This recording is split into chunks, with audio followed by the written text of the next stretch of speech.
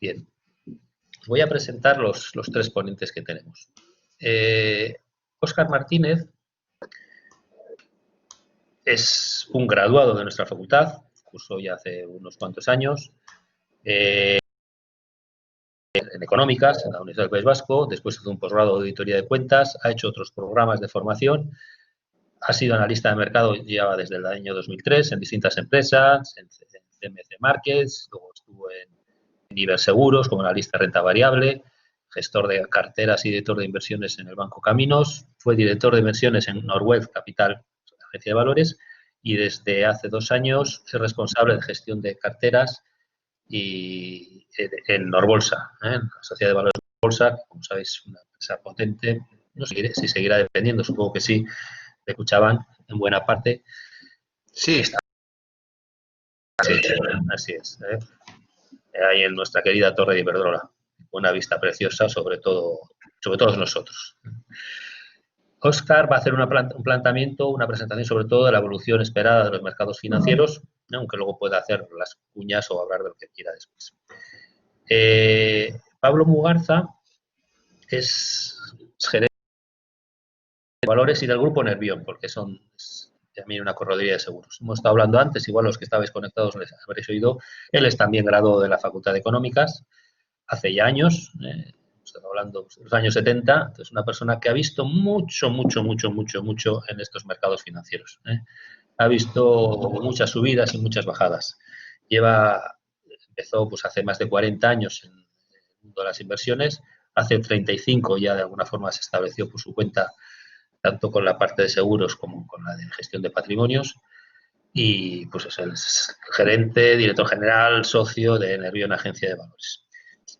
Pablo sobre todo nos va a dar una visión de las inversiones financieras basadas sobre todo en fondos de inversión. Aunque también desde la perspectiva de una agencia de valores y gestora de patrimonios, también dar un poco la visión global de quien ofrece rentabilidad y seguridad a patrimonios, no solamente tocando tema fiscal y otros tipos de temas. Aitor Moriñigo es alumno actual del máster, como ya sabéis, del máster de Dirección y Gestión de Empresas. Él, de formación, no es financiero, aunque ahora está acercándose a las finanzas, es ingeniero, y es Project Leader en Satlantis. Satlantis, si no lo... Joder, Satlantis, por si no lo sabéis, pues es una empresa que no es financiera, es al revés, una empresa que está en el campus científico de la universidad, que lo que hacen son cámaras telescópicas para incorporarlas a los satélites que andan dando vueltas por ahí. Es una empresa potentísima y muy interesante, y su tarea habitual dista mucho de las inversiones, pero es un inversor particular muy interesado en el mundo financiero y que sabe mucho, como vais a ver. Pero nos va a aportar la visión del que invierte en bolsa, o si queréis, del que juega en bolsa, porque se usa mucho jugar en bolsa, porque ya yo creo que es de quien se divierte actuando en bolsa, y que busca oportunidades en bolsa.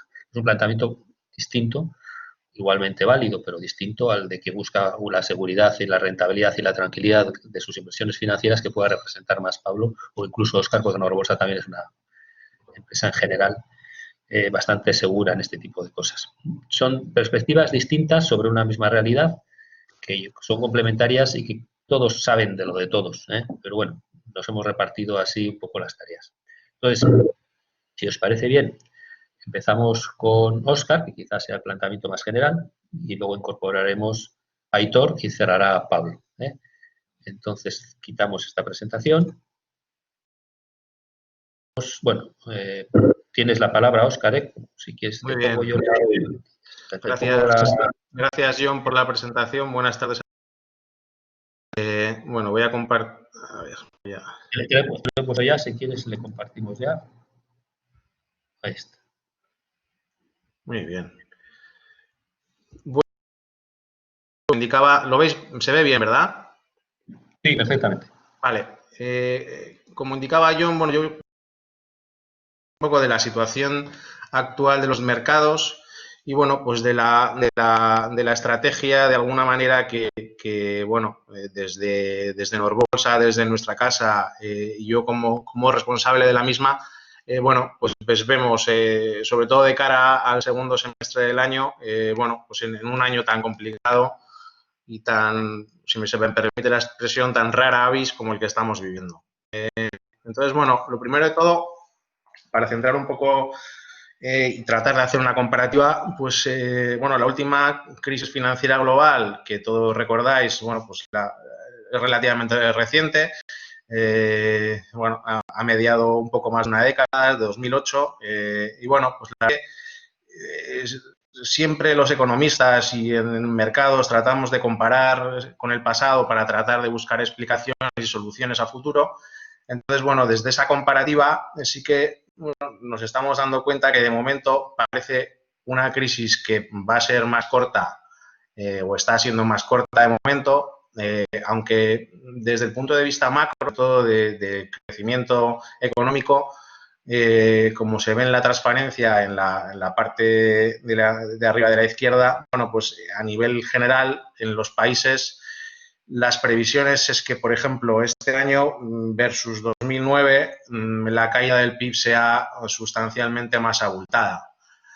Sin embargo, desde el punto de vista de mercados financieros, de bolsas, la caída ha sido más rápida, ha sido muy rápida, prácticamente en 2 meses, y tras la acción de los bancos centrales, pues la recuperación también ha sido muy fuerte. Estamos hablando que, bueno, pues en el último trimestre las bolsas a nivel general, tanto en Europa como en Estados Unidos, como incluso en Asia, pues llevan subidas en el entorno del 30%. Previas caídas, evidentemente, en el entorno de 40%. Entonces, bueno, en 3 meses hemos visto de todo. Hemos visto el infierno y ahora, bueno, es una recuperación muy importante. Otra de las diferencias entre la crisis de 2008 y la actual, yo creo que esta es muy relevante, es la reacción muy rápida y muy contundente por parte tanto de los bancos centrales, que, bueno, pues en la crisis de 2008 fue más lenta, más descoordinada que en esta, en la que ha habido mucha coordinación por parte de todos los bancos centrales, y luego también por parte de los distintos gobiernos. En Europa, bueno, pues a nivel Unión Europea, los paquetes de estímulos que comentaré más adelante pues han sido muy fuertes, y luego en cada país, en función de las posibilidades fiscales de cada país, pues bueno, también las acciones han sido importantes. Luego, otra de las diferencias que también considero relevantes es que, bueno, en el mundo actual y tras esa crisis, los bancos, porque la anterior crisis fue evidentemente una crisis que se gestó en el sistema financiero, en el sistema bancario, pues bueno, sí que es cierto que parcialmente podríamos decir que han hecho los deberes. Entonces, actualmente el sistema financiero está mucho más fuerte, mucho más capitalizado y más desapalancado que en la crisis de 2008. Entonces, eso como inicio y contexto y comparativa de la crisis actual versus la última de 2008.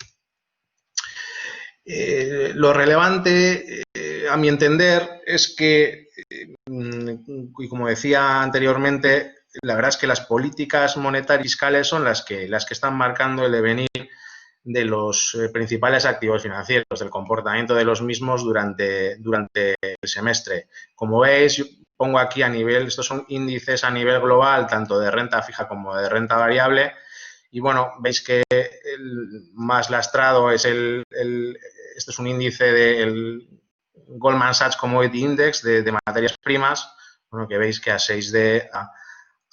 10 de junio cae un 36%, bueno, pero ha estado con caídas en el entorno del 60%. Y bueno, commodities, renta fija, los dos índices de JP Morgan, de High Yield Investment Grade, es decir, de bonos de alto rendimiento y de grado de inversión, pues con rentabilidades negativas, pero luego os comentaré más pormenorizadamente, pero venimos de caídas muy fuertes porque ha habido mucha correlación, como parece normal, entre el crédito, tanto investment grade como high yield, y las bolsas. Son activos de riesgo y hay mucha correlación, pero tras la acción de los bancos centrales, bueno, pues la verdad es que han mejorado mucho y este -8,1 del high yield, en realidad hace 3 meses era alrededor de casi el -20%. Y los bonos en grado de inversión, que ahora mismo, bueno, a día 10 de junio están -1,3, pues vienen de caídas pues también de doble dígito. Los índices de renta variable, bueno, pues también, como decía al principio, ¿no? Con rentabilidades aún negativas, pero habiendo recuperado de forma muy importante en el último trimestre. Desde el punto de vista macroeconómico, por iniciar la parte macro y luego ya finalizar con la parte más de micro de empresas, bueno, pues como decíamos, ¿no? Aquí hay muchas... Estas son previsiones de consenso de Bloomberg y, bueno, pues en las principales economías mundiales, como veis, las caídas son muy relevantes. Se salva y este año parece que el único que va a salvar y que no va a entrar, no va a haber decrecimiento es China. Pero bueno, la recesión va a ser muy profunda en la mayoría de países y bueno, incluso se descuenta que en 2021, más bien en el primer semestre de 2022, podríamos estar en niveles de 2019, es decir, que podríamos recuperar desde un punto de vista de crecimiento económico, es decir, que sería el primer semestre de 2022 los niveles de 2019, finales de 2019. Otra de las cosas que preocupan evidentemente en esta crisis es la parte de la inflación. Ya sabéis que la verdad es que es un mal con el que llevamos conviviendo pues desde la última crisis que comentaba anteriormente, de 2008. Las economías no logran generar inflación, pues hemos tenido los bancos centrales encima y bueno, pues la crisis lo único que viene es evidentemente a agravar la situación. Entonces, bueno, pues lo que preocupa en mercado es la posibilidad de entrar en deflación, que, bueno, pues la verdad es que a los bancos centrales les preocupa mucho, es una espiral que podría ser muy preocupante y, evidentemente, pues nosotros tenemos que monitorizar. Y, bueno, los bancos centrales, pues ya habéis visto, es decir, la eurozona no tiene, el Banco Central Europeo no tenía margen de bajada de tipos y no los ha tocado porque están en el 0%. Y bueno, Estados Unidos, la Fed, sí tenía margen de maniobra y en 2 bajadas sorpresivas en el mes de marzo bajó 150 puntos básicos, dejando los tipos en el 0,025. Entonces, bueno, pues tipos, salvo en China, en las principales economías, luego veremos una diapositiva, pues prácticamente a cero. Desde el punto de vista macro hay indicadores que todavía vamos a seguir viendo datos peores, como son los crecimientos económicos o datos de empleo o datos de consumo. Sin embargo, hay indicadores de los PMI, tanto los manufactureros como los de servicios, en las principales economías. Parece que hemos visto ya lo peor y, bueno, podríamos empezar a ver repuntes. A partir de aquí, bueno, la verdad es que China, bueno, pues esta crisis por la pandemia parece que no hay ninguna duda de que viene evidentemente de China. Y bueno, pues ellos actuaron, como sabéis todos, con celeridad y bueno, pues con casi un trimestre de ventaja con el resto de economías. Entonces, bueno, pues la verdad es que se está monitorizando mucho China en los mercados porque, bueno, sobre todo para ver cómo están reaccionando y cómo las principales variables pueden de alguna manera extrapolarse por ejemplo, a Europa o a Estados Unidos. Entonces, pues estamos viendo que hay un repunte importante, tanto, bueno, he metido aquí varios gráficos de consumo de carbón, un dato más empresarial, un dato más de ventas de coches, que vemos una recuperación importante, es decir, el consumo está tirando. Y relevante, aquí ya meto también previsiones del FMI para que veáis lo siguiente. Y es un poco lo que decía anteriormente. Veis que en 2021, para el FMI, desde un punto de vista de crecimiento económico, ni la zona euro ni Estados Unidos recuperan los niveles. Como os decía, el consenso habla de más o menos el primer semestre de 2022. Es decir, que como decía, vamos a seguir viendo datos desde el punto de vista de crecimiento económico todavía muy malos, peores de los actuales. Después de China, bueno, el principal país, evidentemente, el más potente a nivel económico mundial, de momento sigue siendo Estados Unidos y bueno, pues la verdad es que el deterioro económico ha sido muy fuerte. Sobre todo los pilares en los que se basó la recuperación económica de la anterior crisis, que como sabéis fueron el empleo, es decir, antes de esta crisis la economía americana estaba en pleno empleo, en el entorno del 3%. Siempre se ha caracterizado la demanda agregada norteamericana por un tiro muy fuerte del consumo, por lo tanto son dos variables que siempre tenemos muy en consideración y bueno, pues los datos son muy malos. Pongo aquí distintos gráficos, pues para que os hagáis una idea, del 3% de paro este año en el mejor escenario, si no hubiera un rebrotes en invierno, un escenario de consenso habla de tener la tasa de paro en Estados Unidos por encima del 10%. Con lo cual, bueno, el daño desde ese punto de vista, como os decía antes, todavía está, bueno, pues es muy duro. Como también indicaba al inicio, tanto en Estados Unidos, me voy a centrar en Estados Unidos y en Europa, desde un punto de vista de política monetaria y fiscal, bueno, pues se están haciendo los deberes, además se han hecho de manera coordinada y aquí veis, ¿no? Ciertamente el gobierno federal, bueno, pues ha puesto la carne en el asador en múltiples programas y bueno, pues prácticamente el 14% del PIB en ayudas están encima de la mesa. Y luego la FED, por otro lado, pues bueno, con la implementación de un programa cuantitativo prácticamente ilimitado, pues hace que el balance se vaya a disparar en el entorno del 30% del PIB. Bueno, a partir de aquí, fijaos, meto la gráfica de la curva del Treasury americano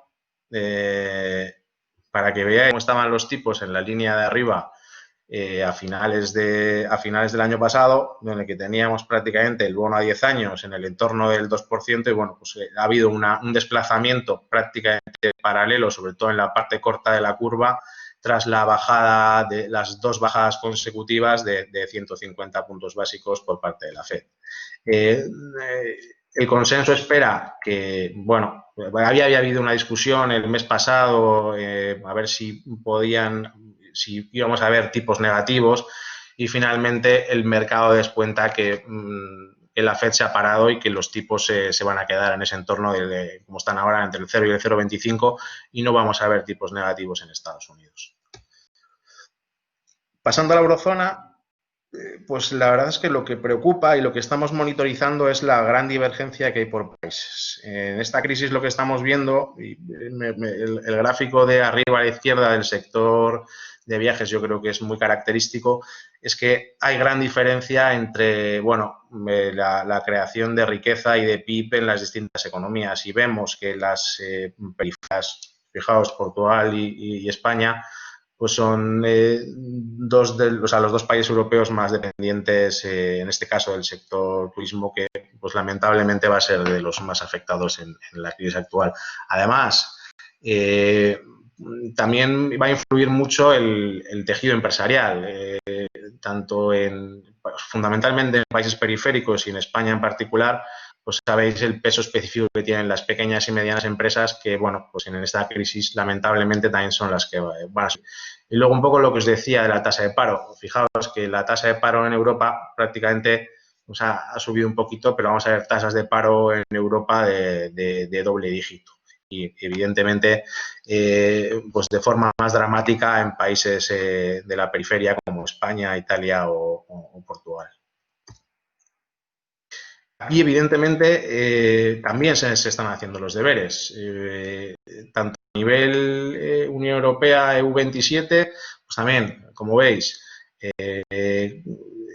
por encima del 10% del PIB en ayudas y bueno, ya específicamente cada país y en función del margen presupuestario que tiene, pues bueno, destaca evidentemente Alemania con el mayor margen, bueno, pues está poniendo también la carne en el asador y implementando medidas para apoyar la economía.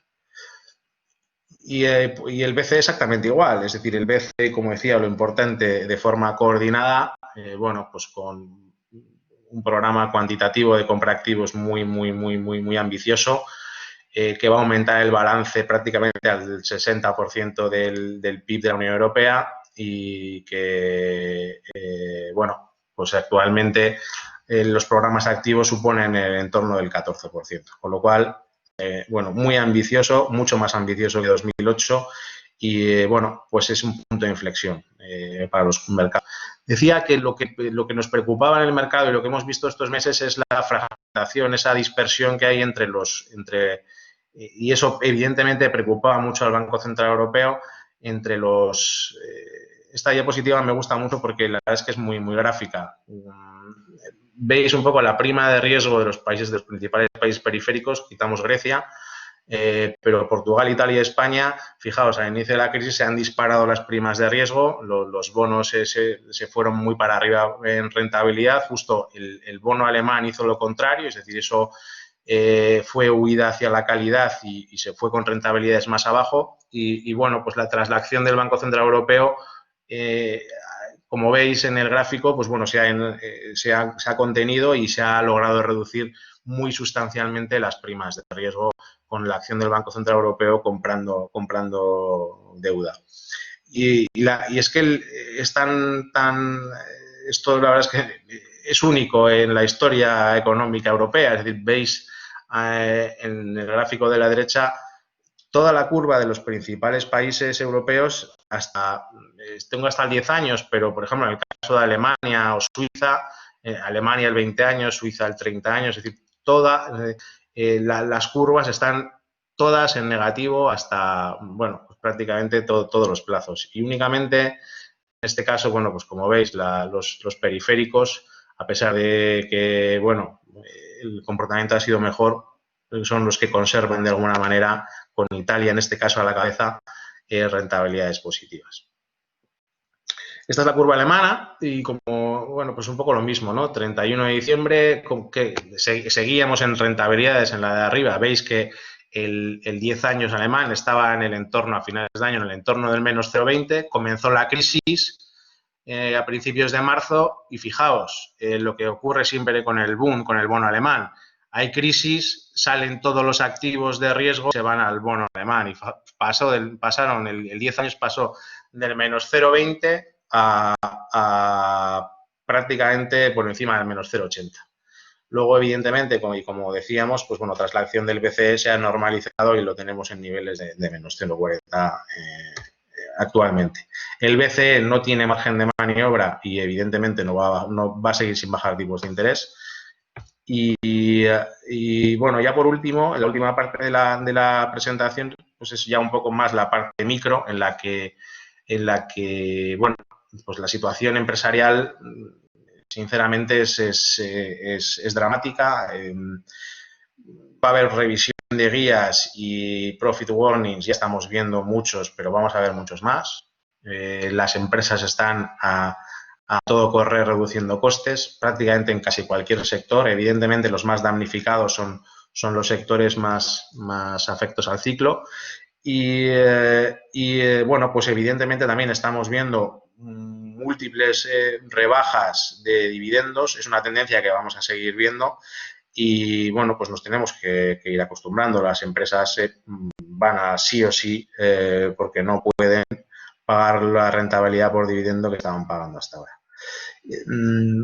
Por sectores aquí también la estimación de beneficio por acción pues también vuelvo un poco a 2021 y comparo y vemos el mercado un poco, aquí se puede ver qué es lo que espera por sectores de recuperación a finales de 2021 y como veis hay algunos sectores que sí que van a recuperar en base 100, pero hay otros y fundamentalmente en el sector energético y la banca que como veis por debajo en el entorno de 75 pues les va a recuperar. Entonces, bueno, aquí habría mucha discusión porque hay muchas variables a tener en cuenta y explicaciones para cada sector, pero evidentemente hay sectores, y en concreto estos dos, que lo van a pasar mal desde el punto de vista de beneficios.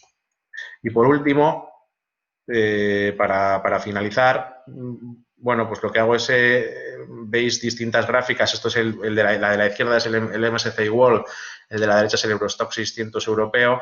Y bueno, comparativa de los principales mercados, pues en este caso por PER, con la mediana de los últimos 10 a 10, 20 y 30 años. Y bueno, pues parece que sobre todo con la subida actual, pues las bolsas desde luego no parece que estén baratas, ¿no? Desde ese punto de vista de análisis fundamental y de ratios. Si incorporáramos aquí, si hubiera incorporado otros ratios como el Enterprise Value, EBITDA, etcétera, etcétera, los resultados serían iguales. Es decir, que desde el punto de vista, siendo asépticos y únicamente yéndonos a las cifras, lo que hay que concluir es que las bolsas, desde luego, desde ese punto de vista, no están baratas. Y por mi parte es todo. Luego si queréis, entramos en la ronda de preguntas.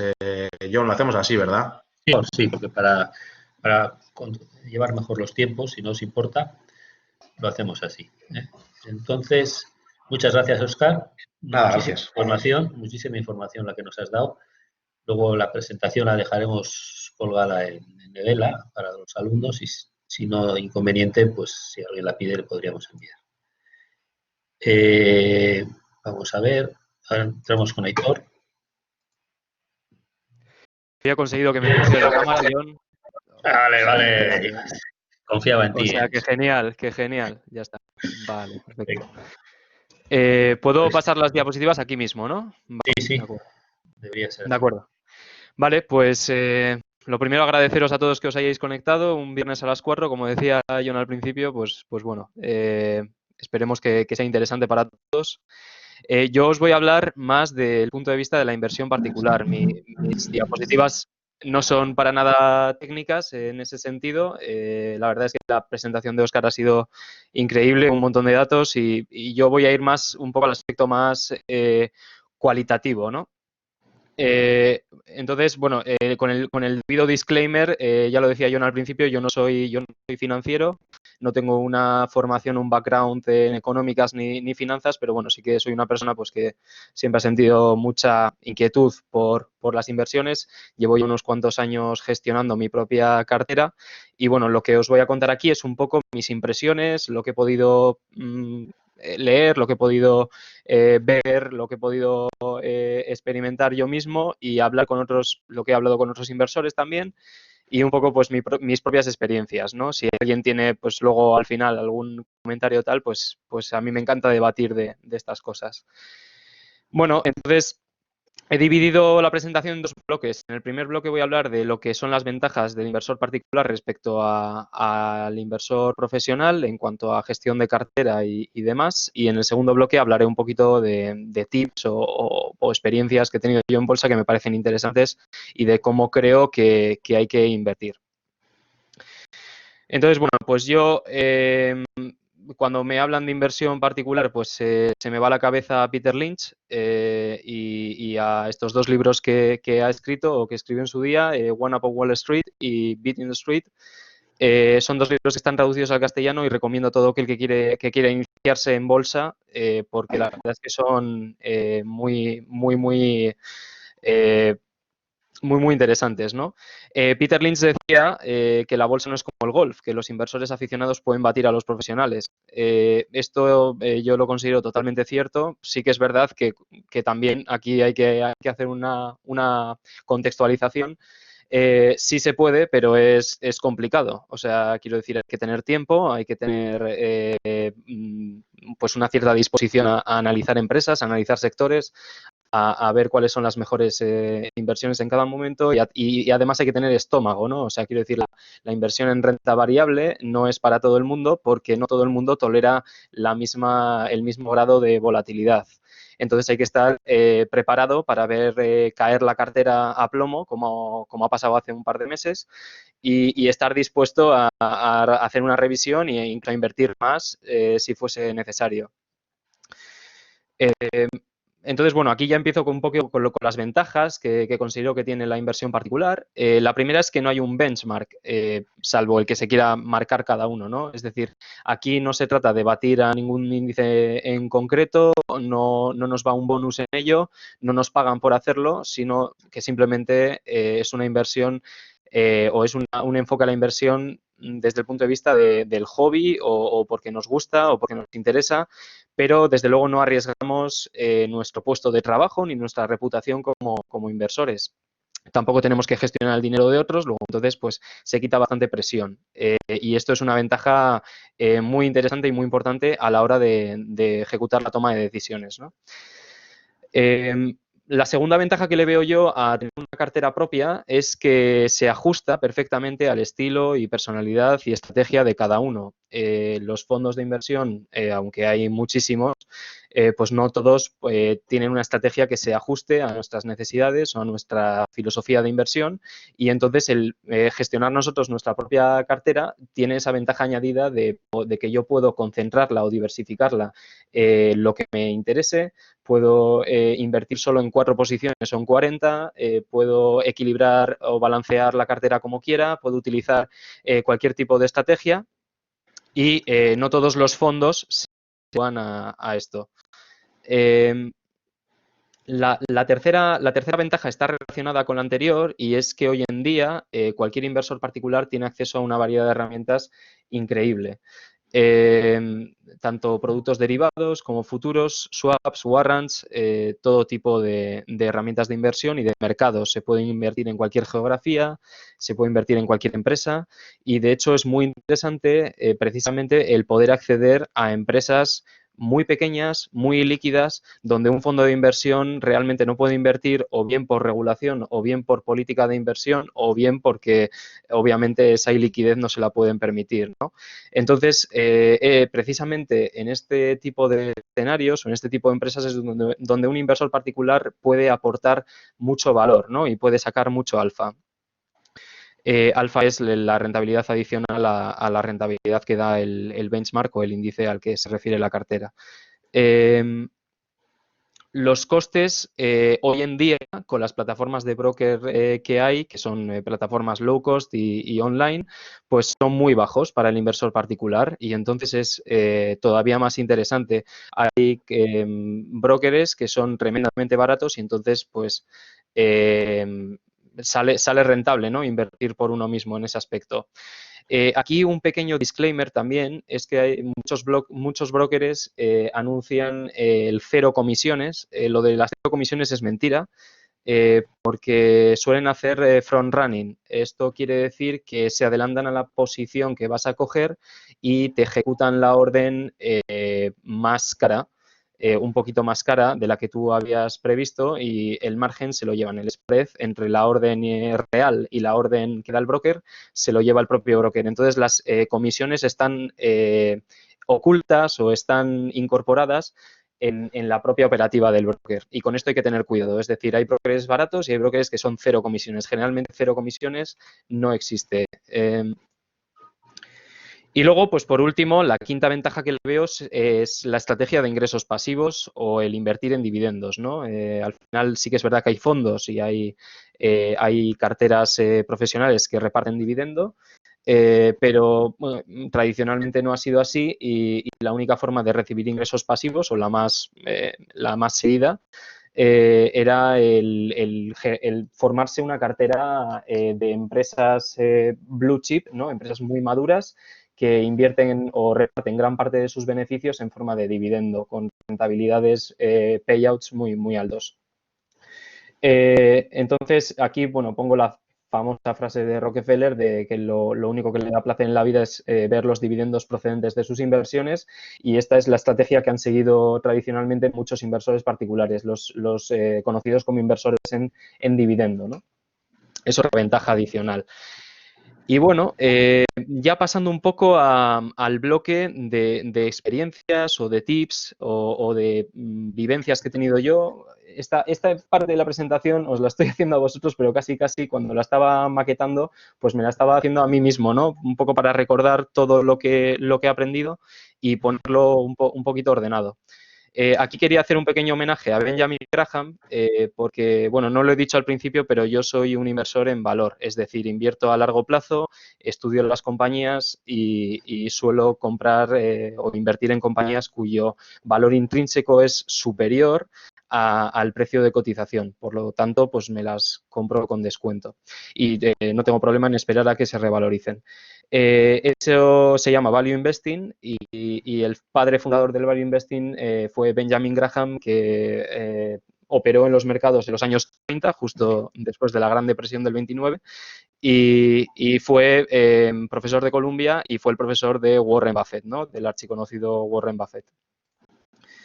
Entonces, escribió 2 libros, bueno, escribió más, pero los más famosos son The Intelligent Investor, Inversor Inteligente, y Security Analysis, que son 2 libros bastante densos, pero son como las Biblias del Value Investing y de la inversión a largo plazo en valor, ¿no? Y él decía que el mercado oscila constantemente entre un optimismo exagerado y un pesimismo injustificado, y el inversor inteligente simplemente tiene que vender a los optimistas y comprar a los pesimistas. Esta es el approach que hay al value investing y creo que es la forma en la que uno debería invertir. Uno debería invertir en cosas que cotizan con descuento, que son baratas respecto a su valor intrínseco o valor real. Y es la forma de generar valor y de proteger la inversión a largo plazo. Aquí os pongo una de las reflexiones, ¿no? Invertir en buenos negocios rodeados de fosos infranqueables. Esto es el conocido moat en inglés digamos, el símil que se suele establecer entre un negocio bien protegido con ventajas competitivas y es un castillo medieval rodeado de un gran foso que es infranqueable, ¿no? Y entonces aplicado a los negocios es precisamente eso. Un buen negocio vende a un producto o servicio que cubre una necesidad, además el precio de ese bien o servicio se incrementa a tasas superiores a la inflación, de la que nos hablaba antes Óscar, y entonces eso se conoce como pricing power y generalmente cuando un negocio puede hacer esto significa que tiene una o más ventajas competitivas que protegen ese negocio de la competencia, ¿no? Que protegen sus roces, sus rentabilidades sobre el capital invertido. Y un libro muy interesante a este respecto es el pequeño libro que genera riqueza de Pat Dorsey, y si alguien está interesado en estudiar las ventajas competitivas de los negocios, pues este es un libro estupendo. Luego también entender la ley de capitalización compuesta, ya no solo para la inversión en las finanzas particulares, sino para los negocios. Si un negocio es capaz de reinvertir sus beneficios a unas tasas elevadas sobre el capital invertido, pues generará valor para el accionista de forma exponencial en el largo plazo y las acciones pues se moverán, como se suele decir, hacia la derecha y hacia arriba, ¿no? Entonces, eso es muy interesante entenderlo y hay que invertir en negocios que tengan esta capacidad, ¿no? Aquí pongo un poco la fábula esa del tablero de ajedrez, que supongo que la conoceréis todos. Lo del señor mercado es algo que decía también Benjamin Graham. Benjamin Graham decía que el señor mercado es un maníaco depresivo, esquizofrénico, que un buen día está dispuesto a venderte un negocio excelente a un precio de risa y al día siguiente ese mismo negocio le parece que vale una barbaridad, ¿no? Entonces hay que aprovecharse del señor mercado y hay que comprar negocios muy buenos a precios de derribo para luego poder generar valor en el largo plazo y aprovecharse de esa forma de la volatilidad. Yo la volatilidad no la veo como riesgo, sino que la veo como oportunidad muchas veces. Pero eso es porque tengo asumido que en el largo plazo, al final, la bolsa, la renta variable, ha sido tradicionalmente la más rentable y la menos volátil. Para eso viene en un libro de Jeremy Siegel del 2004, creo que se llama Stocks for the Long Run, un libro que también recomiendo encarecidamente a todos los que quieran iniciarse en la inversión en bolsa. Lo siguiente es la gestión del riesgo y es lo que acabo de decir ahora. Para mí riesgo no es volatilidad, sino que el riesgo está asociado al propio inversor y a la propia compañía. Si no conozco bien la compañía en la que invierto, cuando esa compañía, la acción, me haga un menos 50, yo ya no sé si voy a vender, si tengo que invertir más. El riesgo no es un riesgo de mercado, por así decirlo. Es un riesgo más bien del propio inversor y de la compañía, de si es un fraude o no, o de si el inversor está familiarizado con ese sector o no. En fin, lo veo más como un riesgo intrínseco al propio proceso inversor, ¿no? Más que a los mercados. Pero bueno, esa es mi opinión. Esto viene descrito muy bien en este libro, The Most Important Thing, de Howard Marks. Luego, la gestión de las emociones en la inversión es fundamental. Es decir, la inversión a largo plazo está llena de altibajos y nos tenemos que conocer a nosotros mismos, como decía el oráculo de Delfos, para no vender en el peor momento y para no comprar en el momento más álgido, ¿no? O sea, suele ser más rentable hacerlo al revés, comprar cuando nadie quiere y vender cuando todo el mundo está deseando comprar. Esto aplicado a las caídas que hemos tenido, pues fijaos, el que hubiese invertido en pleno derrumbe de las bolsas, pues ahora mismo en algunas ocasiones habría podido duplicar, ¿no? Depende del sector y la empresa, pero bueno, es un mal ejemplo realmente porque eso es más cortoplacista, pero sí que es verdad que las caídas de mercado importantes, cuando todo cae, independientemente de si es una buena o una mala empresa, un buen o un mal sector, todo cae al unísono, suelen ser muy buenas oportunidades para generar valor a largo plazo, puesto que las compañías, las mejores compañías del mundo cotizan con un descuento de un 30 o un 35% en este caso. Entonces, pues hay que dejar a un lado las emociones y ser racional. Preguntarse si esas caídas tienen sentido o si es pánico de mercado cuando todo el mundo está deseando rotar hacia el cash o hacia activos sin riesgo, ¿no? Como decía al principio Óscar. Lo de la diversificación de cartera es es un debate que se repite continuamente. Yo creo que una cartera bien diversificada no tiene por qué ser una cartera con un exceso de compañías. Al final yo puedo tener 3 compañías en cartera, pero como son Berkshire Hathaway, Markel y Brookfield, que son 3 holdings, pues está infinitamente más diversificada que una cartera de 20 compañías que solo operan en 3 sectores, por ejemplo, o en 3 geografías. Entonces, esto hay que saber lo que es diversificar y además una de las ventajas del inversor particular, como decía al principio, es que podemos concentrar la cartera todo lo que queramos. Los fondos, los grandes gestores no pueden tener posiciones más allá del 10% de la cartera, por ejemplo. Un inversor particular puede concentrar todo lo que quiera y si conoce bien el sector y está dentro de su círculo de competencia y conoce muy bien la compañía, puede generar una rentabilidad excepcional a base de concentrar cartera. Entonces, pues bueno, la típica pregunta de cuántas acciones debería tener en cartera, pues las que puedas analizar, las que puedas entender, las que puedas seguir y las que puedas controlar. No hay otro misterio. Joel Greenblatt, que es el hombre que pongo aquí en la foto, escribió un libro, You Can Be a Stock Market Genius, en el que explica que el riesgo no de mercado, sino el riesgo asociado a las compañías de por sí, se reduce o se cubre en un 41% si tienes 2 compañías, en un 73% si tienes 3 o 4 compañías, y ya cuando empiezas a tener 6 o 7 compañías, lo cubres en un 81%. Pero luego, si tienes el doble de compañías, 16, solo cubres un 95%.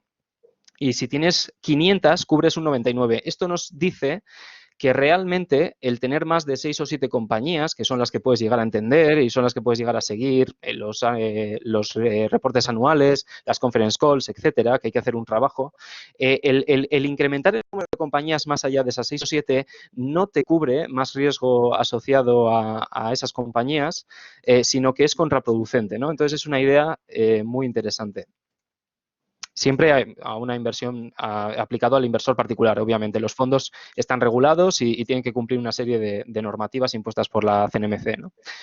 El pensamiento crítico, el sentido común y la actitud contraria. Lo de la actitud contraria no es llevar la contraria al mercado siempre.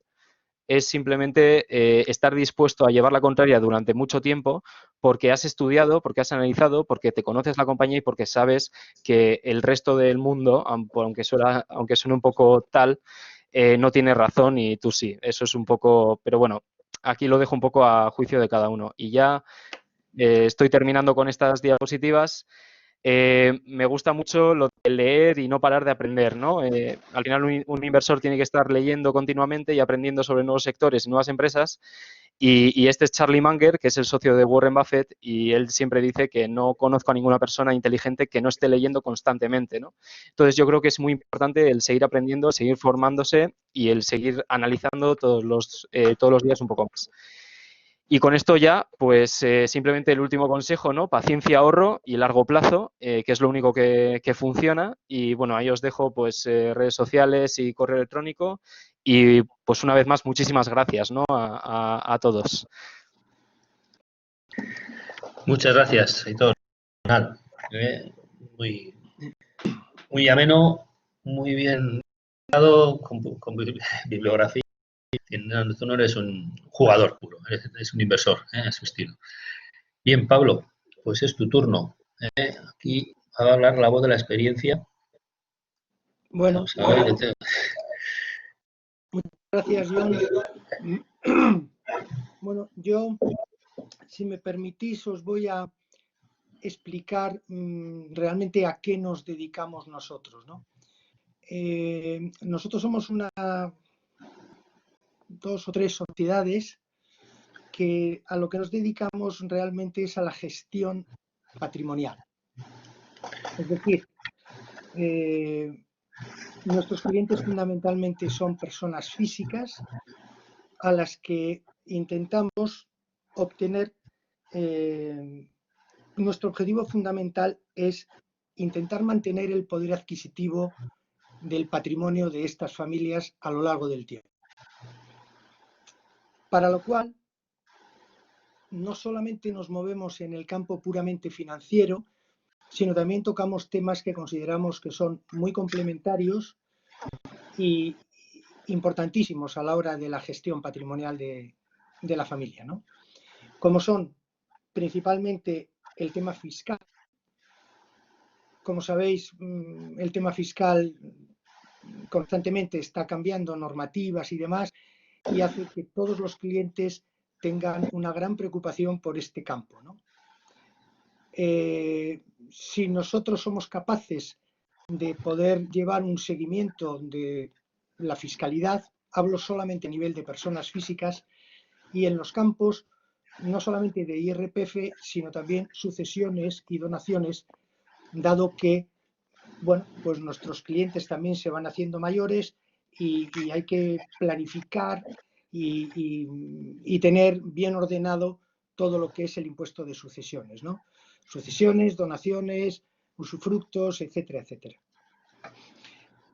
Otro tema, este es un capítulo que yo en los 40 años que llevamos de experiencia os puedo asegurar que los clientes les dan una importancia terrible, ¿no?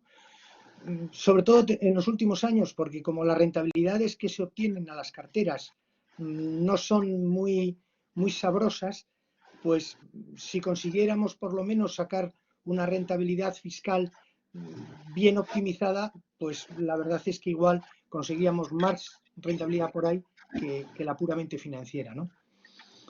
Otro capítulo importante en lo que es la gestión patrimonial es el aspecto de los seguros. Seguros de todo tipo, tanto de vida como de accidentes, como de invalidez y como por supuesto los domésticos, que la gente, bueno, mientras no ocurran siniestros y no ocurra problemas, pues no pasa nada, ¿no? El problema es cuando hay un siniestro y hay un pequeño desastre en la familia porque no había coberturas, porque había créditos, etcétera, etcétera, etcétera, ¿no? Otro tema también importante es el tema de las pensiones, ¿no? Como bien sabéis, nosotros, las sociedades como las nuestras, a lo que se dedican es a intentar gestionar el patrimonio familiar a lo largo del tiempo, sabiendo que cuando llega una edad de la jubilación, bueno, primero hay una gran duda de cómo me va a quedar a mí la jubilación, la primera pregunta, y sobre todo de aquí a largo plazo, y la segunda pregunta, de qué voy a vivir yo, ¿no? Sobre todo teniendo en cuenta que una persona cuando cumpla 65 años y se jubile, pues seguramente seguirá teniendo o podría seguir teniendo el mismo nivel de gasto que cuando tenía 60 y sin embargo sus ingresos pues igual son el 20 o el 30 o el 40% de los que tenía, ¿no? Ahí se presenta un problema, bueno, no digo importantísimo, pero es un problema, ¿no? Entonces, como bien sabéis, con el tema de los planes de pensiones, EPSVs y demás, bueno, pues es una ayuda muy importante que da los gobiernos para que vayamos capitalizando un ahorro con idea de que tengamos una renta complementaria a la que vayamos a cobrar de las pensiones, ¿no? Bien, entonces nosotros dentro de lo que es la parte financiera, lo que es la gestión financiera, ahí estamos muy, muy especializados en un instrumento que lo conocéis de sobra, que son los fondos de inversión, ¿no? La pregunta es, ¿por qué los fondos de inversión, ¿no? Y no acciones como tradicionalmente ha sido siempre, ¿no? Bueno, hay múltiples razones, ¿no? La primera, podríamos empezar a hablar un poco de la diversificación. Sabéis lo que es un fondo de inversión, que tiene 10, 20, 30, 80 sociedades dentro y bueno, pues entendemos, aunque esto es muy discutible, que igual se puede obtener una rentabilidad mayor a través de la diversificación que igual comprando un valor solo, ¿no? Bueno, es una característica que tienen, ¿no? La siguiente, que yo creo que es importantísima, es el tema de la gestión profesional, ¿no? Nosotros, después de 40 años que llevamos trabajando aquí, sinceramente, nos parece muy, muy difícil el poderle aconsejar a una persona si tiene que comprar una acción o si la tiene que vender. Nos parece muy difícil, ¿no? Entonces, nosotros no somos gestores, nosotros no somos analistas, ¿no?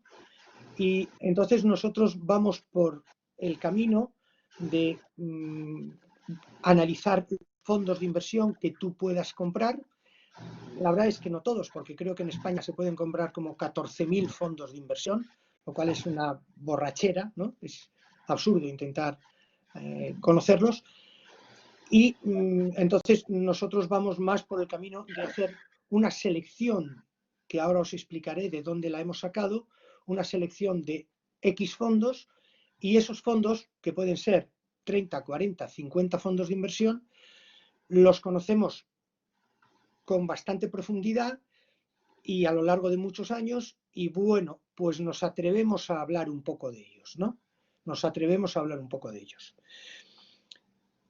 Otro tema que es realmente importante son los beneficios fiscales para personas físicas. Como sabéis, la gran ventaja que tienen los fondos de inversión de poder hacer traspasos de un sitio, de un fondo a otro, es impresionante. Yo os puedo garantizar que nosotros tenemos, nosotros no, todo el mundo que se dedica a fondos de inversión, el 90% de los clientes nuestros y de todo el mercado, pues es que no han pagado en 20 años prácticamente nada de impuestos, ¿no? Hablo a nivel de IRPF, no hablo de patrimonio, ¿eh? Entonces, bueno, pues eso es una gran ventaja, ¿no? Saber que si yo estoy ganando en un fondo, pero estoy perdiendo en otro, o le puedo aplicar coeficientes correctores, sé que tengo ahí unas compensaciones que al final, que no ocurre concretamente en el mundo de las acciones, ¿no? Que al final pues es un valor añadido, ¿no? a la rentabilidad que se le pueda obtener, ¿no? Luego el tema de la supervisión, pues la CNMV cada vez más tiene súper controlados todos los fondos de inversión, con idea a exigencias de número de porcentajes que pueda tener de una sociedad, etcétera, etcétera, ¿no? La transparencia, pues exactamente igual, ¿no? Hoy en día cualquier persona puede acceder inmediatamente a cuáles son los subyacentes que tiene ese fondo, ¿no? Y ver los porcentajes que tiene y demás, ¿no? La liquidez, pues sabéis que yo doy orden de venta de un fondo ahora y en 24 o 48 horas lo tengo abonado en mi cuenta, ¿no? Y bueno, pues luego las economías de escala y demás, ¿no? ¿Y cuál es la, voy a decir, parte negativa de esta película? Bueno, pues la parte negativa evidentemente es el coste de la gestión del fondo, ¿no?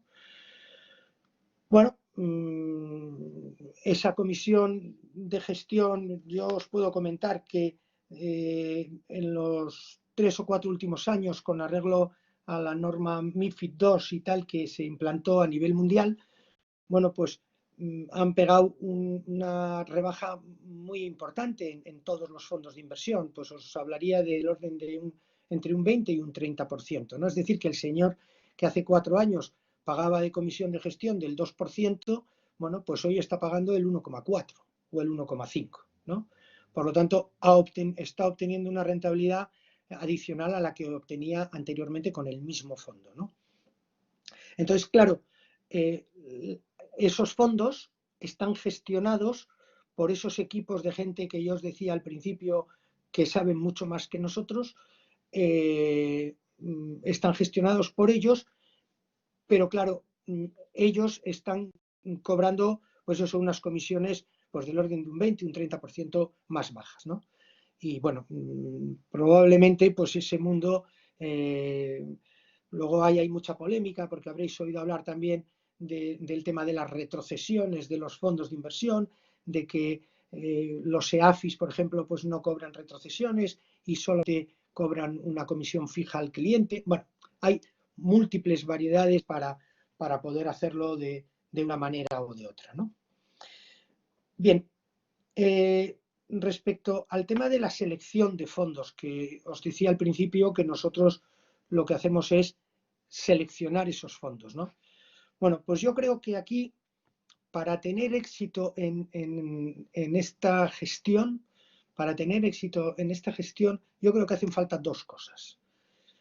Yo creo que la primera es más fácil que la segunda de conseguir, ¿no? La primera es de esos 14.000 o 5.000 fondos que haya, que tú puedas suscribir, escoger los que tú realmente creas que vayan a ser mejor, con arreglo evidentemente al binomio rentabilidad-riesgo, ¿no? O sea, a mí me gusta este fondo, me gusta este fondo y me gusta este fondo.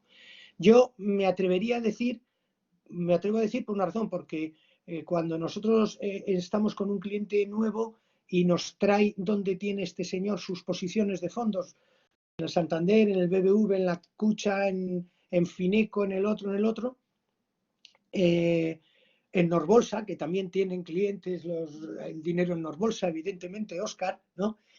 Pues vemos que un porcentaje muy alto de los fondos son parecidos, o sea, son los que manejamos todos, ¿no? ¿Por qué? Porque al final esos fondos, pues todos lo analizamos, su track record, analizamos su volumen, analizamos las betas, las alfas, analizamos todo eso y al final pues hay una selección de esos fondos y casi todos los cogemos, ¿no? Eso es importante, evidentemente, seleccionar esos fondos que sean los buenos, porque tienen un equipo gestor de hace muchos años que lo lleva históricamente bien, unos buenos track record, etcétera, ¿no? Pero luego lo que creo yo que todavía es más importante es el hacer un buen asset allocation, ¿no? Es decir, cuánto del dinero que tiene este señor lo pongo en este tipo de fondo, cuánto lo pongo en este, cuánto pongo en este. Y eso, a continuación, debe de ir de un seguimiento, de ver realmente cómo va el comportamiento de esos fondos que hemos seleccionado, por si tenemos que hacer alguna modificación. O porque igual a ese señor le ha tocado la lotería, le han tocado 10 millones de euros y su perfil de riesgo ha cambiado notablemente. O por la situación del mercado ha cambiado muchísimo. Bueno, para eso están esas reuniones periódicas que nosotros tenemos con los clientes cada 1, 2 o 4 meses o cuando sea, ¿no? Entonces, ese es el resumen, diría yo. O sea, por una parte, buscar los fondos buenos, por supuesto, pero vuelvo a decir que eso es relativamente más factible, y luego, pues el cómo distribuir eso, ¿no? Y acertar o no, evidentemente, ¿no? Bien, el tema de, a continuación, de cómo identificar un buen fondo. Bueno, pues para esto es lo que os he comentado, ver un poco los track record que llevan en la historia, 5 o 10 años, ver también el volumen mínimo que tiene que tener un fondo para que nosotros lo suscribamos, porque si son fondos pequeños, por ejemplo, en un escenario como este que hemos estado viviendo, en donde hasta la renta fija ha sufrido de una manera terrible, ¿no? Pues esos fondos pueden dar todavía algún susto más, ¿no? Ver evidentemente que la consistencia en el proceso de inversión se cumpla. Como sabéis, los fondos tienen que cumplir una estrategia determinada y obligatoriamente tiene que ser así. Ver que el equipo gestor pues siga siendo el mismo, ¿no? No nos gusta estos iluminaos que de repente le pegan 2 años seguidos terriblemente y luego no sabemos ni dónde están. Sino que nos gusta más un equipo que está compuesto por una serie de personas que nadie sea, vamos a decir, imprescindible, ¿no? Y después, bueno, los ratios. Bueno, pues los ratios que son pues las betas, los alfas y demás, ¿no? Que, bueno, pues podemos tener acceso, no sé si nos sale ahora, aquí, ¿no? Pues se analizan también las volatilidades, el alfa, el beta, etcétera, etcétera, la máxima caída, máximo drawdown y demás, ¿no? Y por terminar, bueno, pues ahora muchísimas veces, que es el famoso perfil de riesgo del inversor, ¿no? Nosotros tenemos muy claro lo siguiente. De la misma forma que cuando yo voy al médico, a mí el médico me pregunta 17 cosas de cómo estoy, si alguno de vosotros quiere mañana ser cliente nuestro, que se prepare porque le vamos a preguntar de todo. Porque nosotros necesitamos saber cuál es su situación fiscal, necesitamos saber cuál es su situación familiar, si está casado, si tiene hijos, si no tiene hijos, si los hijos son buenos estudiantes, si no lo son, porque todo eso va a depender para luego saber cómo podemos invertir el dinero de esta familia, ¿no?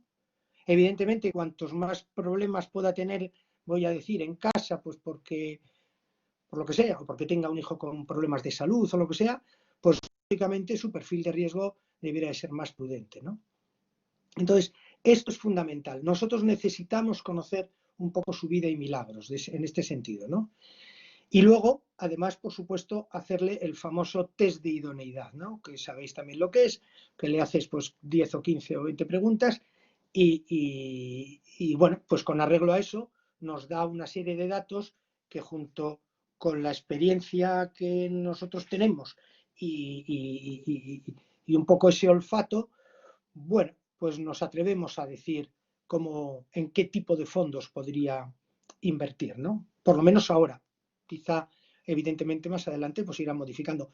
No muchas variaciones, porque nosotros tenemos muy claro una cosa, y es que si yo compro un fondo de inversión ahora que tenga 40 sociedades, por ejemplo, los gestores que han decidido comprar esas 40 sociedades lo han comprado por algo, ¿no? Lo han comprado porque les gustan esas 40 sociedades, pero claro, esas 40 sociedades no van a dar un beneficio bárbaro en 2 meses o en 3 meses, ni mucho menos, ¿no? Les gusta porque es una compañía seria, con futuro, en un sector bueno, etcétera, etcétera, bien financiada, etcétera, etcétera, etcétera. Pero claro, los resultados está por ver, ¿no? Y seguramente pues tardarán 1 año, 2 años o 3 años. Entonces, claro, si yo me meto en un fondo de inversión y dentro de 2 meses salgo, primero es porque igual el fondo no era el correcto, porque estabas en un riesgo mayor del que tú debieras, ¿no? Y segundo, porque igual te pierdes la posible subida que es por la que lo han comprado los gestores, ¿no? Por lo tanto, tampoco tiene gran movilidad los fondos, no debieran de tener gran movilidad, ¿no? De unos a otros, ¿no? Bueno, y nosotros aquí os hemos hecho pues las famosas tartitas estas y tal, que como veis son pues la cartera conservadora, moderada y agresiva. Y aquí solamente os quiero hablar de una cosa, solamente de una cosa. Ya sabéis bien lo que es la renta variable, punto final. En donde de lo que hay que hablar algo es del tema de la renta fija. Este año, por ejemplo, estos meses atrás, y que yo recuerde en el año 2008, 2009, 2011, cuando fue el famoso crack financiero mundial, pasó lo mismo, y en el 2000 y 2001, con todo el tema, aquellas acciones de Terra y de Internet y todo aquel cisco, pues pasó lo mismo. ¿Qué es lo que pasó? Pues pasó que la renta fija, yo diría que mal llamada renta fija, la renta fija se metió unos castañazos de tamaño natural, ¿no? ¿Por qué? Bueno, pues porque, como sabéis, la renta fija, al final, pues es un bono que tiene un vencimiento determinado, ¿no? Entonces, claro, lo que yo tengo que analizar cuando yo me voy a meter en un fondo de renta fija es qué tipo de renta fija tiene ese fondo. Hablo de renta fija, por ejemplo, deuda soberana, hablo de renta fija de investment grade, empresas de gran capitalización, ¿no? Y hablo, por ejemplo, de compañías high yield, que son empresas de calificación crediticia, vamos a decir, aceptables, buenas, pero con más riesgo, ¿no? Con más riesgo.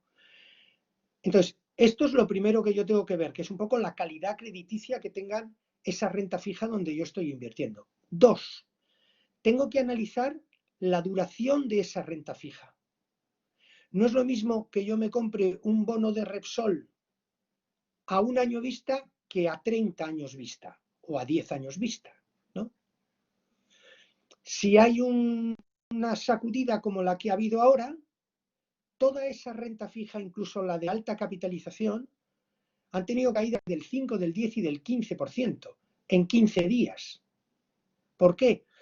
Coño, pues porque el riesgo de que Repsol, si esto del coronavirus hubiera ido a peor, pues es mayor a 10 años ese bono que a 6 meses. A 6 meses seguro que no va a haber ningún problema, pero a 10 años, pues vete a saber. Y el petróleo, recordáis que bajó por debajo de cero, ¿no? Igual el petróleo desaparece y empieza todo el tema eléctrico o de empresas las empresas alternativas, de generación alternativa, todo esto, ¿no? Y entonces las sacudidas son muy fuertes, ¿no? Entonces hay que mirar la calidad crediticia, hay que mirar el plazo de vencimiento medio de esa cartera, la duración, y por supuesto hay que mirar cómo vayan los tipos de interés. Que en este momento, dado que los tipos de interés yo creo que en el mundo entero están al 0%, pues si algún día se arreglaran un poco las sociedades, lo normal es que los tipos empiecen a subir. Y claro está que si los tipos empiezan a subir, el valor de esos bonos va a caer. Y por lo tanto, toda esa renta fija nos dará rentabilidades negativas, ¿no? Por lo tanto, a la hora de coger un fondo de renta mixta, por ejemplo, que tiene renta fija y que tiene renta variable, fijaros bien en qué tipo de renta fija es, ¿no? Y bueno, John, yo creo que es suficiente para ser un viernes a las 5 de la tarde, ¿no? Sí, sí que es suficiente. Muchas gracias, Pablo. La Vale, verdad es bueno, que encantado. todos los que estamos escuchando con muchísimo dinero y no sabemos dónde invertir, pues Este año ahora no tenemos... vengáis, John, perdóname, este año no vengáis porque este año ya tenemos cerradas las ventas. Sí, ya es demasiado. Tenemos tantos pedidos que este año no. Os apuntaréis para enero, yo os apunto, del año que viene. ¿Vale? De acuerdo, Pablo. Venga, Apúntalo, apúntalo. vale, Bueno, pues gracias. Gracias a los tres. Han sido tres muy bien. visiones distintas, complementarias, sobre una misma posibilidad, ¿no? ¿En qué tipo de inversiones financieras funcionar y cómo esperamos los mercados? Podemos abrir el turno de preguntas. Tenemos, no sé, un cuarto de hora, 20 minutos y podríamos dedicar. Quien quiera preguntar, por favor, que levante la mano y le doy la palabra.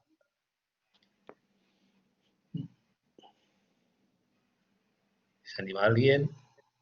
Si no, pregunto yo, ¿eh?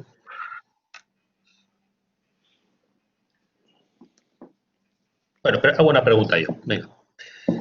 A cualquiera. Si yo quiero invertir, tengo dinero y estoy pensando pues, en comprar acciones, igual es una pregunta tonta para los que os movéis del mercado. ¿Cómo puedo hacer yo para comprar un fondo, para comprar acciones? ¿A dónde tengo que acudir? ¿Cómo puedo hacerlo? ¿Y a partir de cuánto dinero puedo hacerlo? John, ¿quieres que te conteste yo? Sí, ¿Empiezo? eso es. Sí, empieza tú Vale. mismo, eso es. Y si luego que alguien quiera aportar, que aporte. Bueno, yo en acciones no tenemos, bueno, tenemos experiencia, ¿no? Pues evidentemente pues se puede comprar acciones a través de internet y que cada uno desde su casa puede comprar lo que quiera o puede acudir a un banco y comprarlo. Respecto al tema de los fondos de inversión, vamos a ver, ahí en el tema de los fondos de inversión, como sabéis, los principales bancos que hay en España, pues el Santander, el BBV, la Caixa, la Cucha, etcétera, estos, la mayoría de ellos tienen sus propios fondos de inversión, ¿no? Tienen una gestora, que esa gestora trabajan, no sé, 200 personas o lo que sea, y estas personas tienen pues 80 fondos de inversión que ellos han creado y que si tú vas a cualquier sucursal del BBVA, pues diga, yo quiero comprar el fondo de BBVA que invierte en Eurostock. Y entonces, pues te lo suscriben y punto final, ¿no? También estas personas, cualquiera puede ir a ese banco y puede decir que quiere un fondo, pero quiere de una gestora, por ejemplo, de JP Morgan, ¿no? Entonces, hasta hace 2 o 3 años, bueno, los bancos normalmente le podían proporcionar ese fondo a ese cliente, ¿no?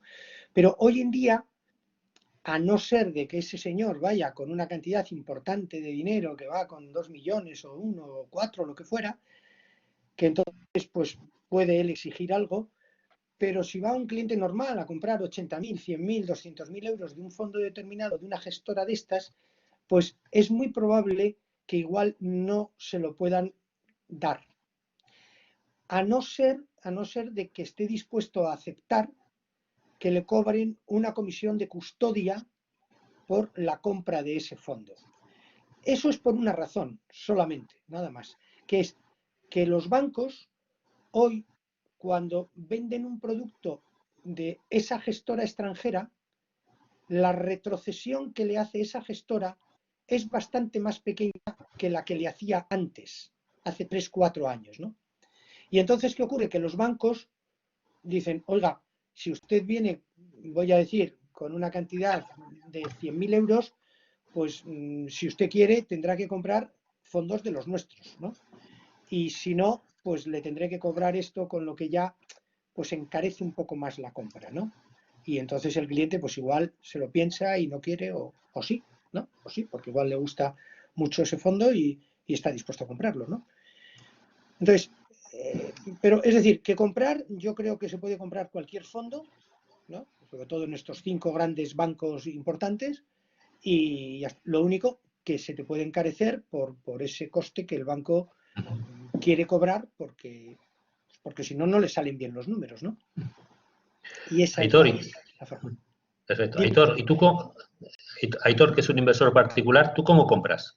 Y luego hay una pregunta de Pello Andrinúa, ¿eh? Te he preparado, Pello, luego puedes intervenir con voz. Sí, ya he leído la pregunta de Pello también. Vale, yo a nivel de inversión particular, para comprar y para invertir directamente en compañías cotizadas, lo que es necesario es un broker. El broker puede ser bancario, es decir, pues como decía ahora Pablo, ¿no? Las BBV, Santander, etcétera, tienen su propio broker, al igual que sus propios fondos.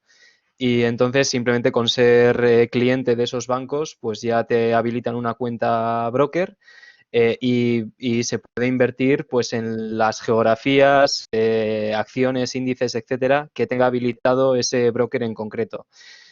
Para los inversores que vayan buscando nuevas geografías o compañías un poco más especiales, índices secundarios en países que no sean España, etcétera, pues la alternativa son los brokers como tal, las plataformas broker que no pertenecen a ninguna entidad bancaria, como puede ser Interactive Brokers o De Giro, etcétera, ¿no?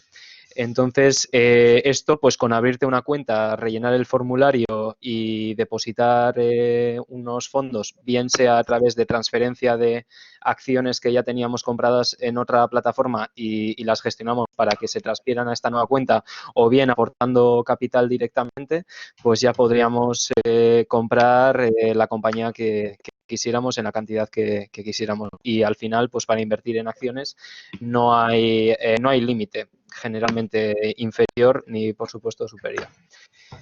Para los fondos sí, para algunos fondos sí. Eso, así es como lo hago yo, vamos, con un broker. Creo que es como hay que, vamos, no hay alternativa ahí. De acuerdo. Aitor, perdón, Óscar, ¿quieres comentar alguna cosa? O...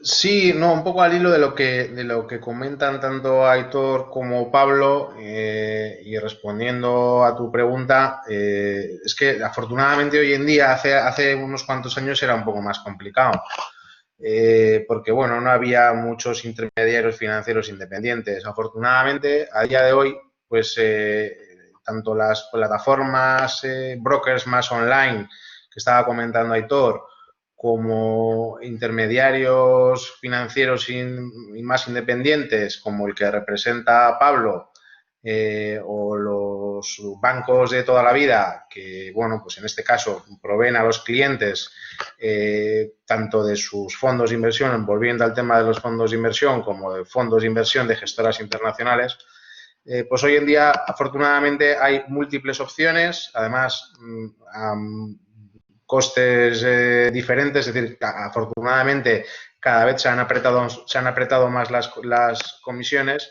Y bueno, eso es muy bueno para el cliente final, es decir, tiene múltiples alternativas y a costes mucho más razonables que hace unos años.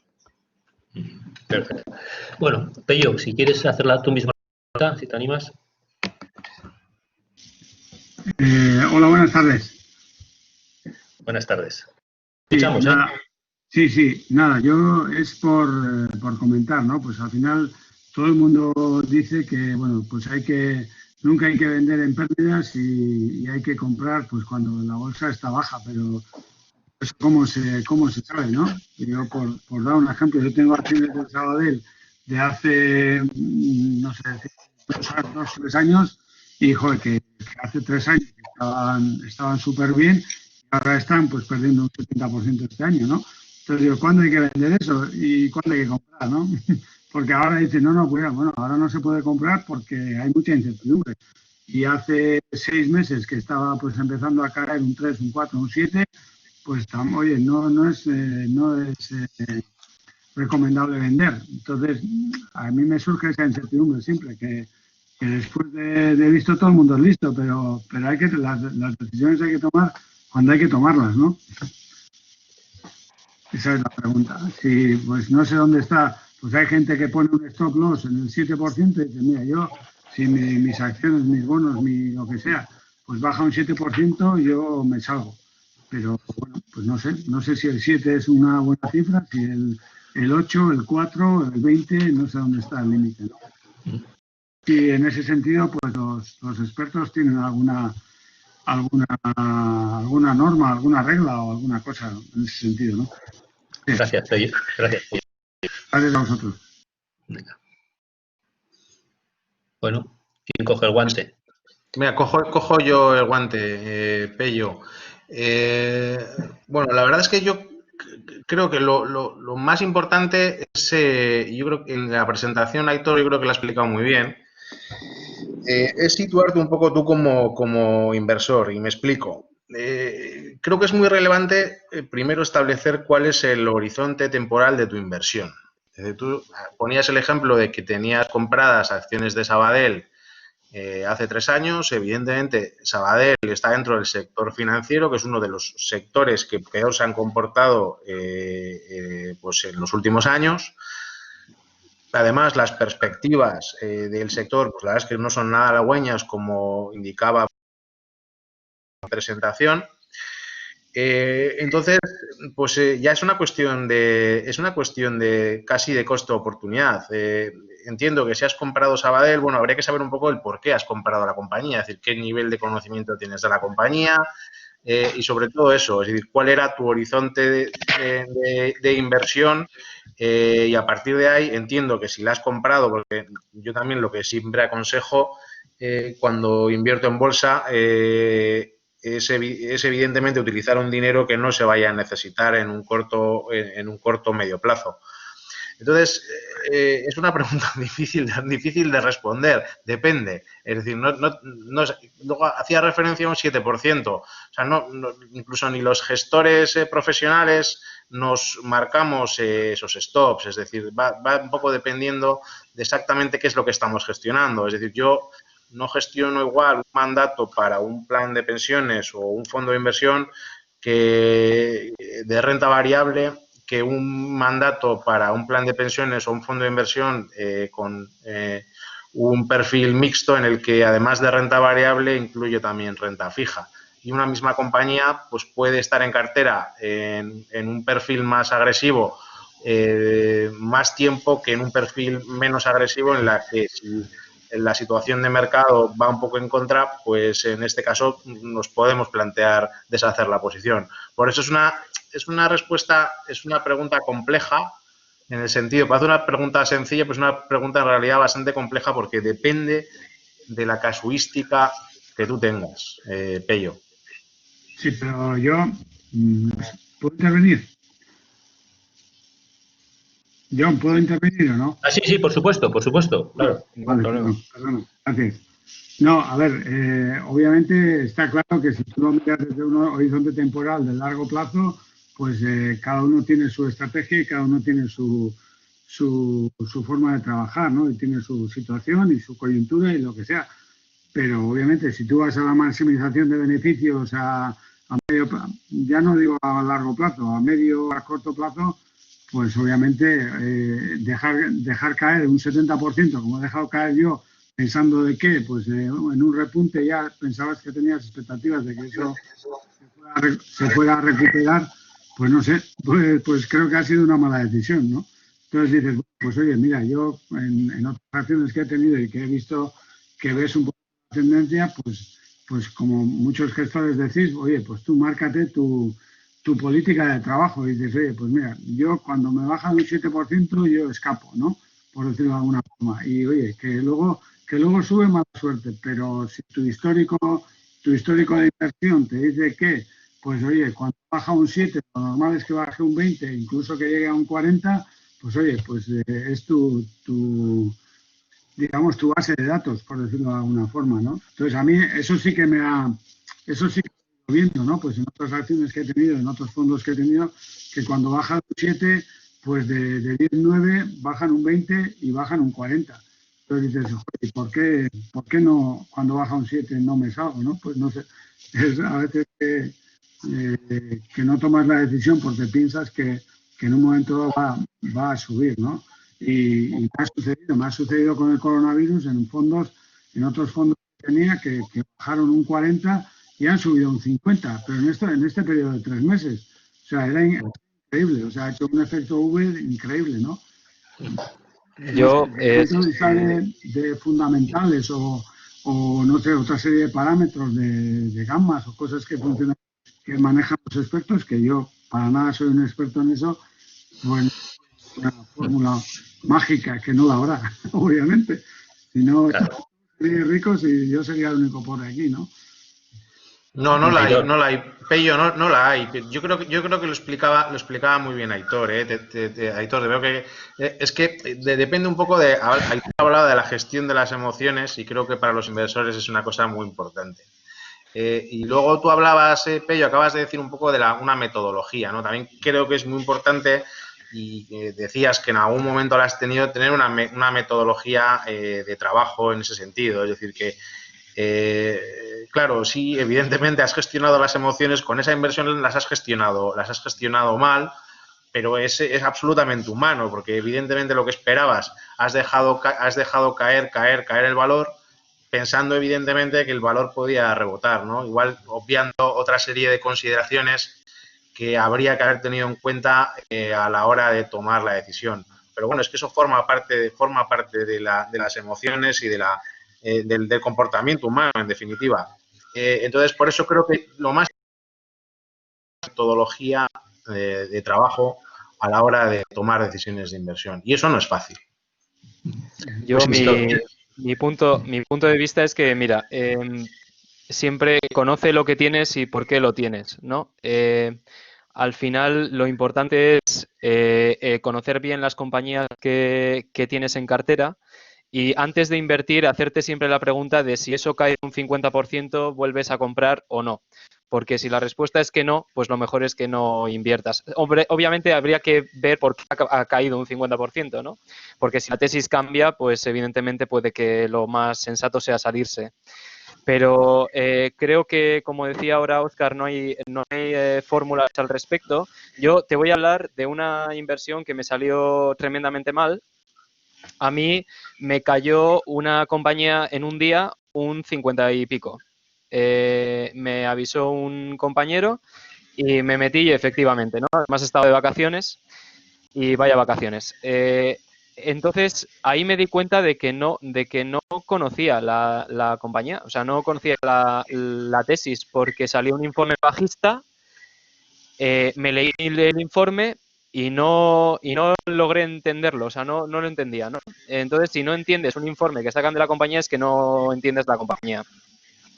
Así que yo creo que son lecciones aprendidas y siempre, por eso es importante a nivel particular, digo, invertir en poquitas cosas, pero invertir muy bien, conocerlas muy bien, saber a qué se dedican, cuáles son los clientes, proveedores, etcétera, y tener siempre un valor de la compañía en la cabeza. Es decir, esta compañía vale tanto, y entonces si me cae un 50%, la tesis no ha cambiado, la compañía es la misma y es simplemente irracionalidad del mercado, es una oportunidad. Es una oportunidad porque me la compro con descuento.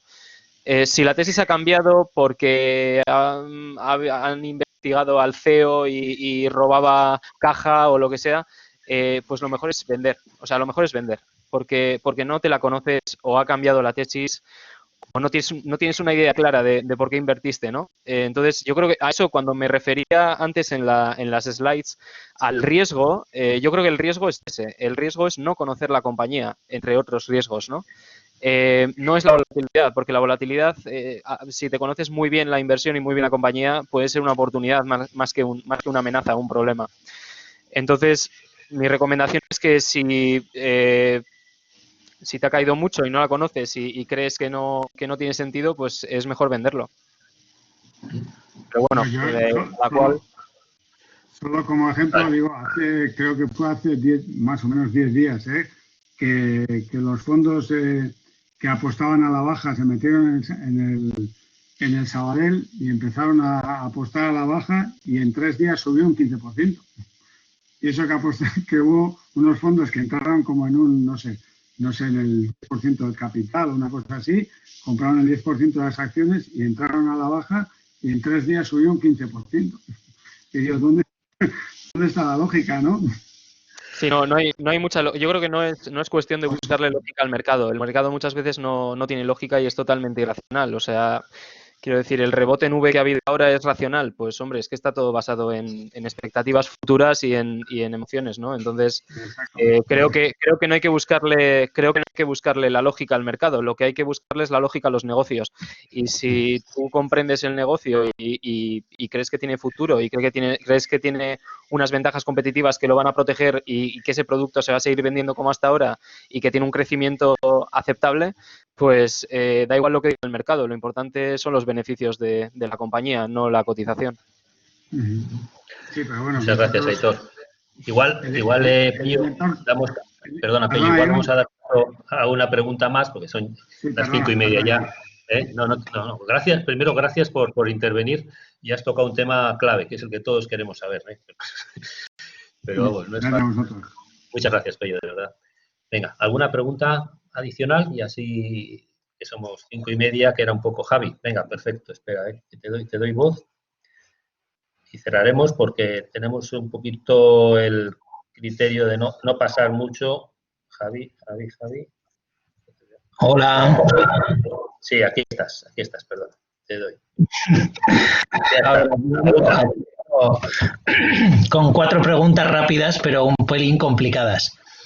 ¿Por qué no es peor este crack que hemos sufrido que el crack del 29, y viendo los gráficos que hemos visto al principio de la presentación de Óscar Martínez, en el que se comparaban las caídas en bolsa del 2000, 2007 y 2020, se veía, pues eso, ¿no? En el 29 y tal, y entonces se veía como que la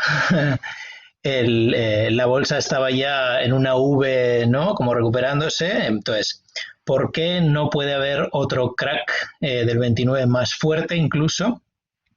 La segunda pregunta es, si el S&P 500, a tenor de una de las explicaciones que ha dado nuestro compi Aitor, si el S&P 500 se supone que siempre, cada 7 años, no pierde, vamos a decir, ¿no? Entonces va perdiendo, sube, va perdiendo, sube, y al final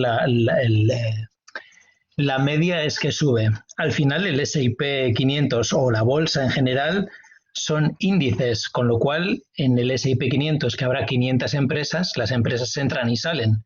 No implica que si Apple siempre está continuamente ganando, no implica que General Electric no se vaya a ir al garete. Esa es la segunda pregunta. La tercera es, algunos prevén una caída para septiembre. ¿Qué opináis? Y poniéndonos conspiranoicos, esto ya es un poco friki, todas las operaciones se hacen por Internet.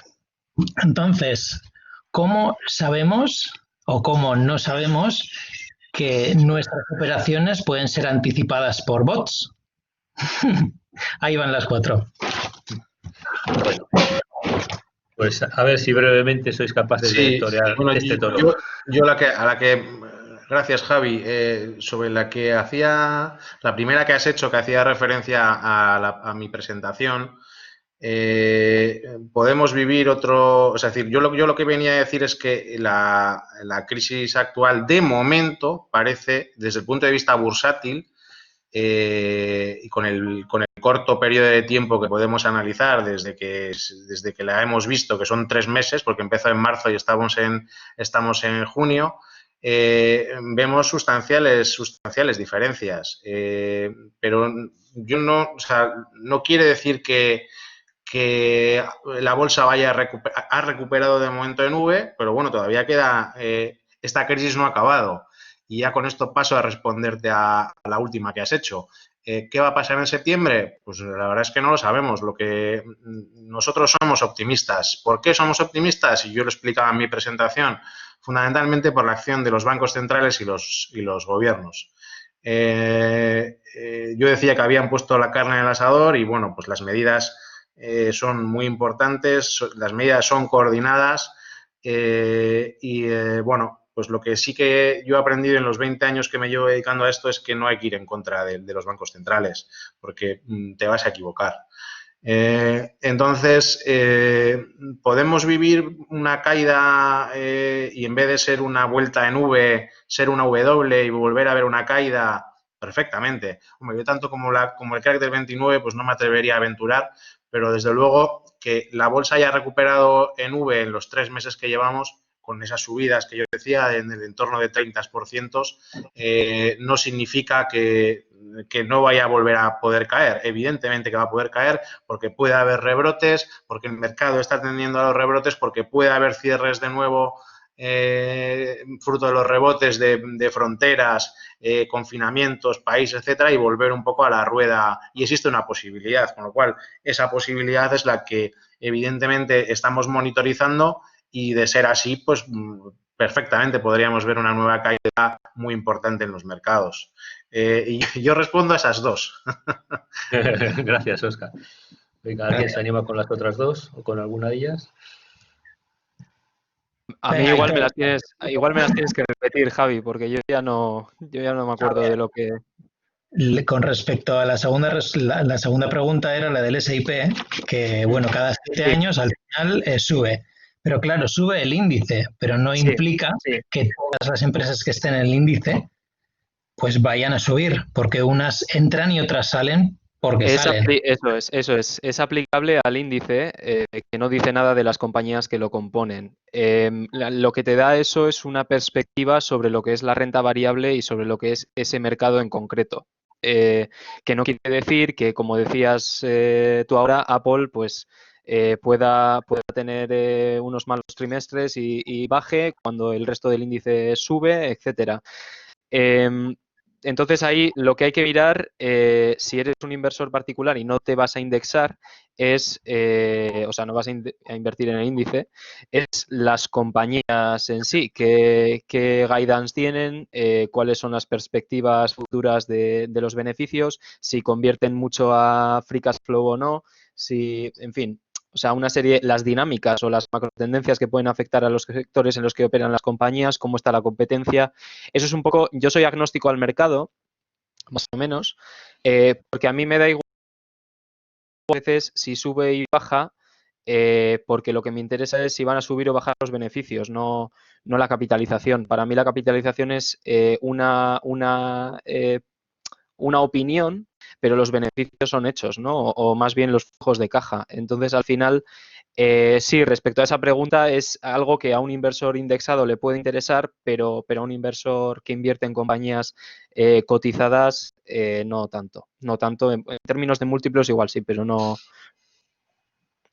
Y luego el resto, pues no sé si no sé si se atreve Pablo o no sé, no recuerdo muy bien lo que habías comentado. O lo que Yo, habías preguntado. Os repito si yo, queréis. A yo, ver, si me Sí, Pablo. permites, yo solamente me atrevo a hablar un poco de una de las preguntas que ha hecho, es de esta crisis, si es comparable o puede ser superior a la del 29 y tal. Bueno, yo os digo que de todas las cosas que todos hemos leído y escuchado en estos 2 o 3 meses que hemos estado, la explicación que más me gustó de una persona que dio fue que decía que esta crisis que estamos padeciendo ahora, a diferencia de las otras, es que esta ha sido una crisis, eh,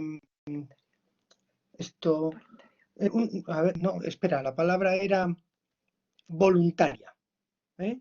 Una crisis voluntaria. Es decir, esto ha sido una crisis porque los gobiernos a nivel mundial han decidido paralizar el mundo.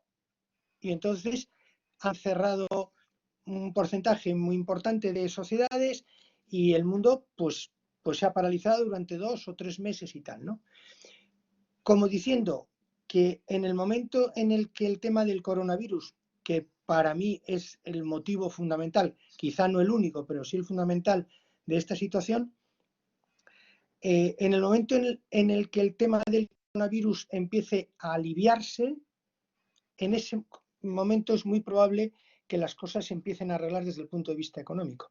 Y la verdad es que nosotros, en estos 2 meses que hemos estado, cuando estábamos hablando por teléfono con los clientes y demás, el trompazo empezó en el día 13 o 14 de marzo hasta el día 23 o 24, creo recordar, ¿no? Que fue los niveles más bajos. Y ese día 24, cuando ya en la tele decían que habíamos llegado a la cumbre, estábamos en una meseta y que probablemente empezaba ya a bajar y tal y cual, al día siguiente, creo recordar que tanto el Banco Central Europeo como la Reserva Federal fue cuando dijeron que iban a inyectar pues, 2 billones de dólares o 1 billón de euros y tal, ¿no? Y ese mismo día o el día siguiente fue cuando empezó una gran recuperación en los mercados, ¿no? Lo cual, bueno, pues dando a entender de que si esto del coronavirus se empieza a controlar, pues evidentemente los bancos centrales serán los que tengan que financiar esta patata caliente, que esta deuda que nos vamos a meter todos la tendrán que pagar nuestros hijos, no, porque ya están endeudados para 40 años. Yo calculo que nuestros nietos, ¿no? Pero bueno, esto es así, porque si no, la otra alternativa pues es cerrar las fábricas y ya está, ¿no? Y eso sería el tema. Entonces, me imagino que en cuanto esto vaya arreglándose, pues los bancos centrales y demás pues harán lo que sea necesario para poder continuar, digo yo. Muchas gracias, Pablo. Yo creo que la última pregunta de Javier la vamos a dejar porque ninguno de vosotros tiene respuesta, me parece a mí. La conspirativa. Muchas gracias, Javi. Y como son ya las 6 menos cuarto casi, yo creo que es el momento un poco de... Porque preguntas, aquí en cuanto nos arrancamos, todos tenemos preguntas, ¿eh? Hay un mogollón. Y la suerte de tener a 3 expertos aquí delante, de los cuales poder sacar algo, es un lujo impresionante, pero el tiempo es otro valor importante. La verdad es que ha sido súper interesante. Óscar nos ha planteado todas las expectativas financieras de aquí a un tiempo. Básicamente nos ha venido a decir que hasta 2 años la previsión de recuperación. Aitor nos ha hablado del placer de invertir, de jugar y de invertir. Eso sí, también lo ha dicho, si tienes tiempo y si tienes estómago para ello. Y Pablo nos ha dado una opción más mixta de inversión con rentabilidad, riesgo y también metiendo la variable preocupación o despreocupación, ¿no? Entonces, es importante también ahora decidir. Entonces, han sido 3 perspectivas complementarias muy ricas y por lo tanto nos queda más que agradeceros de verdad, de corazón, a los 3 por estar aquí con nosotros y a los 30 y tantos que hemos estado aquí conectados, ¿no? Yo creo que disfrutando de estas presentaciones. ¿De acuerdo? Pues Muy nada, bien.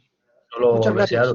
desearos, de verdad, gracias a todos, desearos un buen verano Gracias. Muy bien. Las presentaciones las dejaremos colgadas y a quien nos las pida por correo electrónico, si no está en el máster, se los enviaremos y el vídeo, cuando lo tengamos editado, y exactamente igual. ¿De acuerdo? Muchas gracias a todos y nada, disfrutar del verano y que la vuelta sea fenomenal, ¿eh? Os esperamos a todos. ¿De acuerdo? Un Muy fuerte bien. abrazo. Muchas gracias. Muchas gracias. Muy bien, gracias. Hasta la Gracias. próxima. Un abrazo. Hasta luego. Hasta luego. Nuevamente.